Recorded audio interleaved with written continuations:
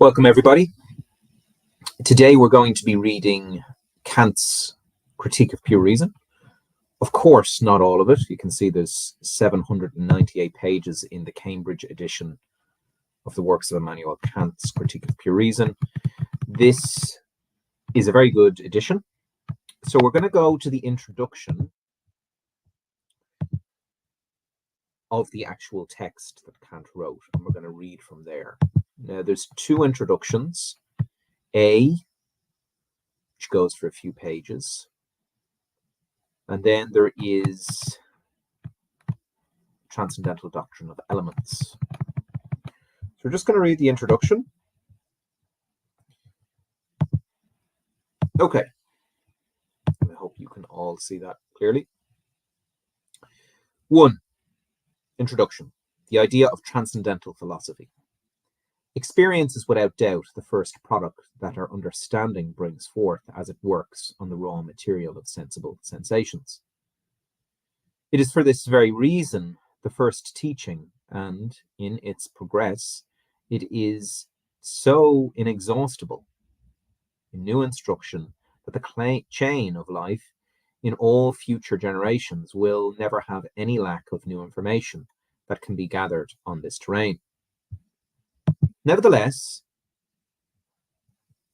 it is far from the only field to which our understanding can be restricted. It tells us to be sure what is, but never that that must necessarily be thus and not otherwise. For that very reason, it gives us no true universality in reason, which is so desirous of this kind of cognition, is more stimulated than satisfied by it. Now, such universal cognitions, which at the same time have the character of inner necessity, must be clear and certain for themselves independently of experience. Hence, one calls them a priori cognitions, whereas that which is merely borrowed from experience is, as it is put, cognized only a posteriori, or empirically.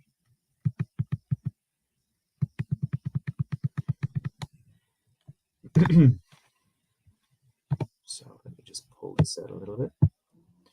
Now, what is essentially remarkable is that even among our experience, cognitions are mixed in that must have their origin a priori, and that perhaps serve only to establish connection among our representations of the senses.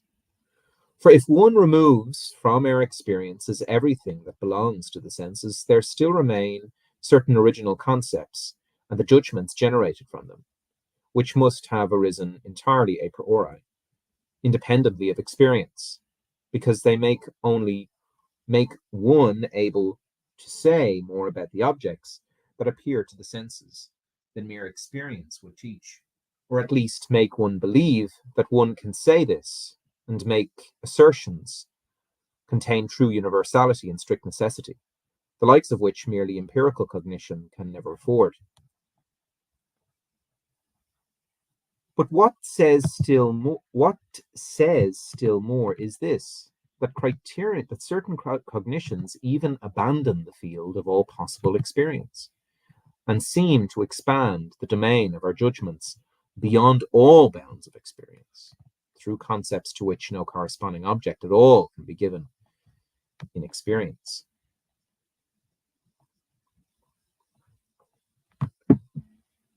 And precisely in these later cognitions, which go beyond the world of the senses, where experience can give neither guidance nor correction, lie the investigations of our reason, that we hold to be far more preeminent in their importance and sublime in their final aim than everything that the understanding can learn in the field of appearances, and on which we would rather venture everything, even at the risk of erring, than give up such important investigations because of any sort of reservation, or from contempt and indifference. Now, It may seem natural that as soon as one has abandoned the terrain of experience, one would not immediately erect an edifice with cognitions that one possesses without knowing whence, and on the credit of principles whose origin one does not know, without having first assured oneself of its foundation through careful investigation, thus that one would have long since raised the question of how the understanding could come to all these cognitions a priori, and what domain, validity, and value they might have. And in fact, nothing is more natural. If one understands by this word that which properly and reasonably ought to happen, but if one understands by it that which usually happens, then conversely nothing is more natural and comprehensible than that this investigation should long have been neglected.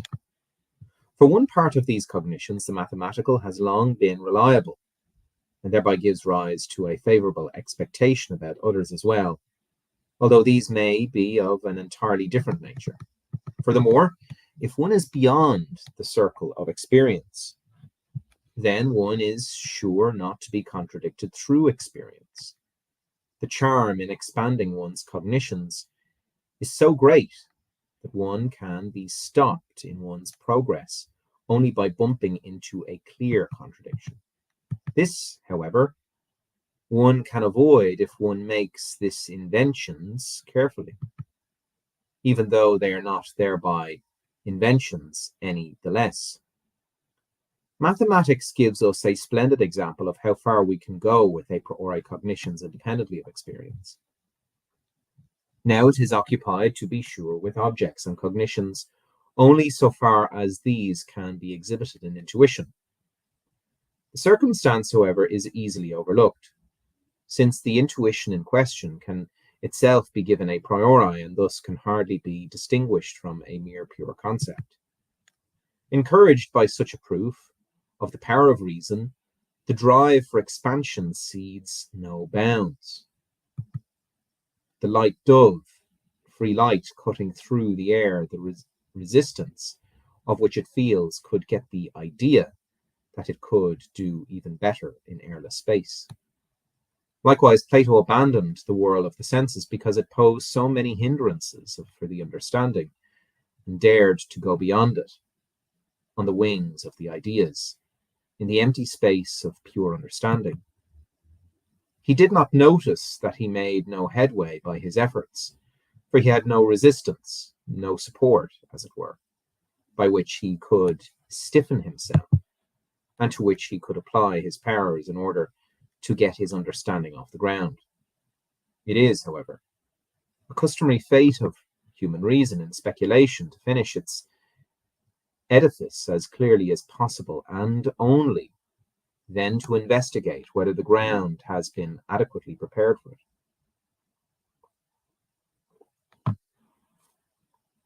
But at that point, all sorts of excuses will be sought to assure us of its sturdiness, or to refuse such a late and dangerous examination.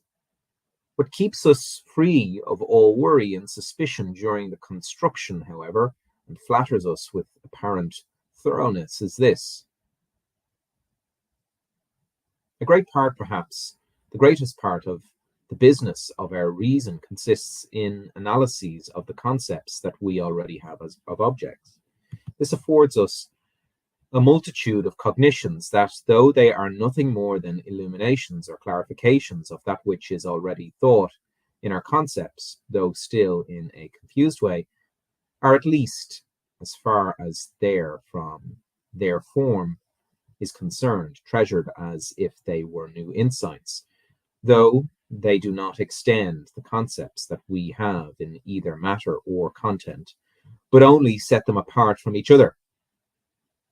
Now, since this procedure does yield a real a priori cognition, which makes secure and useful progress, reason without itself noticing it, under these presentness, surreptitiously make assertions of quite another sort, in which it adds something entirely alien to given concepts a priori, without unknowing how it was able to do this, and without this question even being allowed to come to mind. I will therefore deal with the distinction between two kinds of cognitions right at the outset. On the difference between analytic and synthetic judgments. In all judgments in which the relation of a subject to the predicate is thought, if I consider only affirmative judgments, since the application to negative ones is easy, this relation is possible in two different ways. Either the predicate B belongs to the subject A as something that is covertly contained in the concept A, or B lies entirely outside the concept A, though to be sure it stands in connection with it. In the first case, I call the judgment analytic. In the second, synthetic. Analytic judgments, affirmative ones, are thus those in which the connection of the predicate is thought through identity. But those in which this connection is thought without identity are to be called synthetic judgments. One could also call the former judgments of clarification and the latter judgments of amplification, since through the predicate the former do not add anything to the concept of the subject, but only break it up by means of analysis into its component concepts, which we already thought in it, though confusedly, while the latter, on the contrary, add to the concept of the subject a predicate that was not thought in it at all, and could not have been extricated from it through an analysis. If I say all bodies are extended, then this is an analytic judgment. If I say all bodies are extended, then this is an analytic judgment. For I do not need to go outside the concept that I combined with the word body in order to find that extension is connected with it. But rather, I need only to analyze the concept, i.e. become conscious of the manifold that I always think in it in order to encounter this predicate therein. It is therefore an analytic judgment. On the contrary, if I say all bodies are heavy, then the predicate is something entirely different from that which I think in the mere concept of a body in general. The addition of such a predicate thus yields a synthetic judgment. Now, from this, it is clear, one, that through analytic judgments, our cognition is not amplified at all, but rather the concept which I already have is set out and made intelligible to me. Two, that in synthetic judgments, I must have, in addition to the concept of the subject, something else, X, on which the understanding depends in cognition, a predicate that does not lie in the concept as nevertheless belonging to it. In the case of empirical judgments, or judgments of experience, there is no difficulty here. For this X is the complete experience of the object that I think through some concept A, which constitutes only a part of this experience. For although I do not at all include the predicate of weight in the concept of body in general, the concept nevertheless designates the complete experience through a part of it, to which I can therefore add still other parts of the very same experience as belonging to the former. I can first cognize the concept of body analytically through the marks of extension, of impenetrability, of shape, etc., which are all thought in this concept. But now I amplify my cognition, and in looking back to the experience from which I had extricated this concept of body, I find that weight is also always connected with the previous marks. Experience is therefore that this X that lies outside the concept A, and on which the possibility of the synthesis of the predicate of weight B and the concept A is grounded. But in synthetic a priori judgments, this means of help is entirely lacking. If I am to go outside the concept A in order to cognize another B as combined with it, what is it on which I depend and through which the synthesis becomes possible, since I here do not have the advantage of looking around for it in the field of experience? Take the proposition, quote, everything that has its cause. Everything that happens has its cause. In the concept of something that happens, I think, to be sure, of an existence which was preceded by a time, and from that analytic judgments can be drawn out.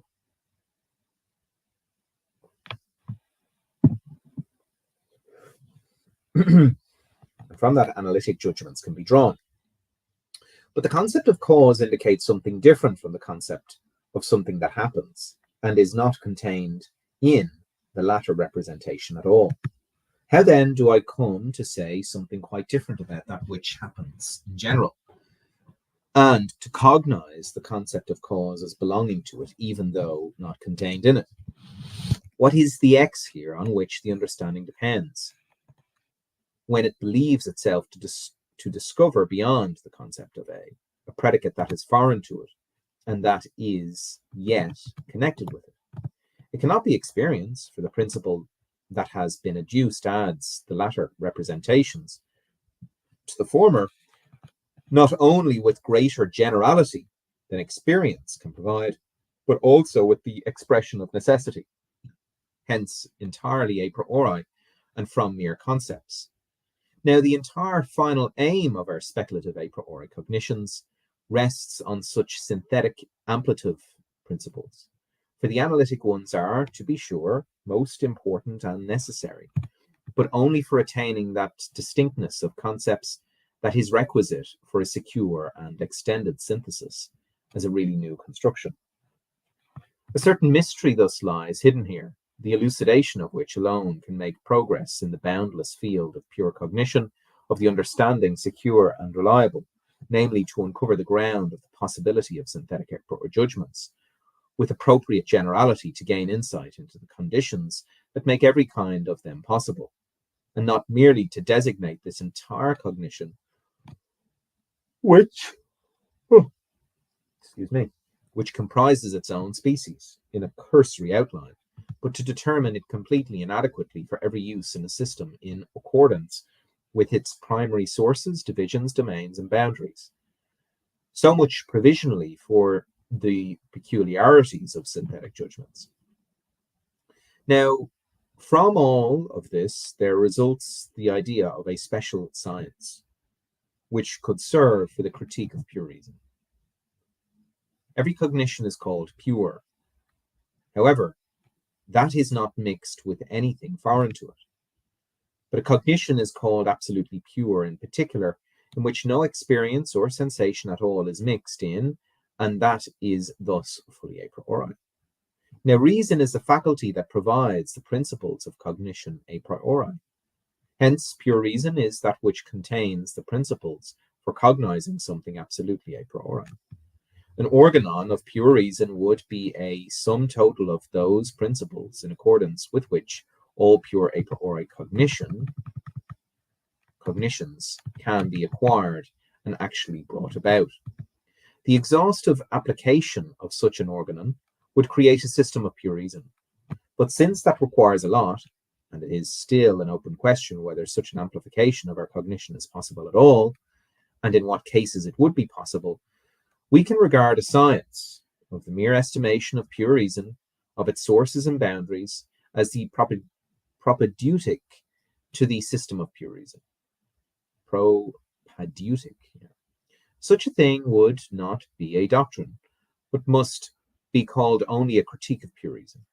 And its utility would really be only negative, serving not for the amplification, but only for the purification of reason, of our reason, and for keeping it free of errors, by which a great deal is already won. I call this cognition transcendental, that is occupied not so much with objects, but rather with our a priori concepts of objects in general. A system of such concepts would be called transcendental philosophy. But this is again too much for the beginning. For since such a science would have to contain completely both analytic as well as synthetic a priori cognitions, it is, as far as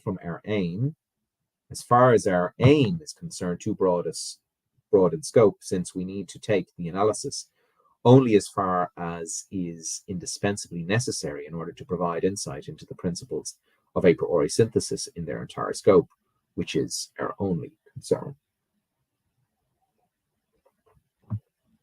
This investigation, which we can properly call not doctrine, but only transcendental critique, since it does not aim at the amplification of the cognitions themselves, but only at their correction, and is to supply the touchstone of the worth or worthlessness of our of all cognitions a priori, is that with which we are now concerned. Such a critique is accordingly a preparation, if possible, for an organon, and if this cannot be accomplished, then at least for a canon, in accordance with which the complete system of the philosophy of pure reason, whether it is to consist in the amplification or the mere limitation of its cognitions, can in any case at least some day be exhibited both analytically and synthetically. For that this should be possible, indeed, that such a system should not be too great in scope for us to hope to be able entirely to complete it, can be assessed in advance from the fact that our object is not the nature of things, which is inexhaustible, but the understanding which judges about the nature of things, and this in turn only in regard to its a priori cognition. Pardon me. The supply of which, since we do not need to search for it externally, cannot remain hidden from us, and in all likelihood is small enough to be completely recorded, is worth the worthlessness assessed and subjected to a complete appraisal. Division of transcendental philosophy. Transcendental philosophy is here only an idea, for which the critique of pure reason is to outline the plan entirely architectonically, i.e. from principles, with a full guarantee for the completeness and certainty of all the components that comprise this edifice. That this critique is not itself already called transcendental philosophy rests solely on the fact that in order to be a complete system, it would also have to contain an exhaustive analysis of all human cognition a priori. Now, our critique must, to be sure, lay before us a complete enumeration of all the ancestral concepts that comprise the pure cognition in question. Only it properly refrains from the exhaustive analysis of these concepts themselves, as well as from the complete review of all those derived from them, partly because this analysis would not be purposeful, since it does not contain the difficulty that is encountered in the synthesis on account of which the whole critique is actually undertaken, partly because it would be contrary to the unity of the plan to take on responsibility for the completeness of such an analysis and derivation, from which one could, after all, be revealed given one's aim. This completeness of the analysis, as well as the derivation from the a priori concepts which are to be provided in the future, will nevertheless be easy to complete as long as they are present as exhaustive principles of synthesis, and if nothing is lacking in them in regard to this essential aim. To the critique of pure reason there accordingly belongs everything that constitutes transcendental philosophy, and it is the complete idea of transcendental philosophy, but is not yet this science itself, since it goes only so far in the analysis as is requisite for the complete estimation of synthetic a priori cognition. The chief target in the division of such a science is that absolutely no concepts must enter into